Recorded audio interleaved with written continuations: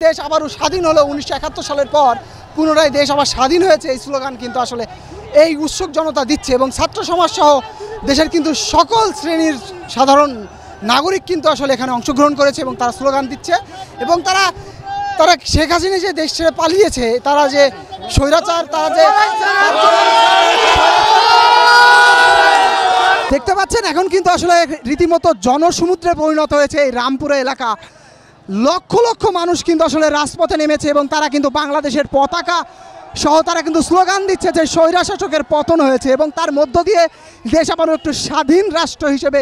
প্রতিষ্ঠিত হবে, এমনটাই দাবি কিন্তু আসলে এখানে আন্দোলনরত ছাত্র জনতার। কোনো বাজিকার হাতে কোনো ইলেকশন নাই, কোনো কিছু নেই, এরাই দেশ চালাবে, এরাই দেশ চালাবে।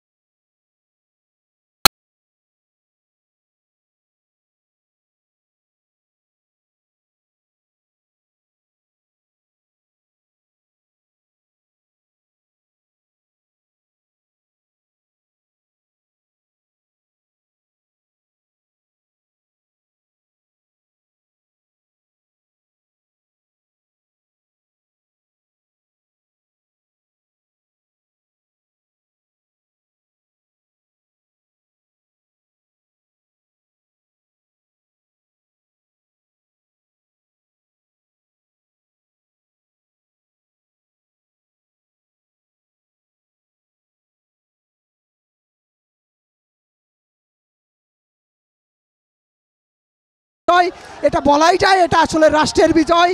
এটা বলাই যায় যে এটা একটা গণতন্ত্রের বিজয়।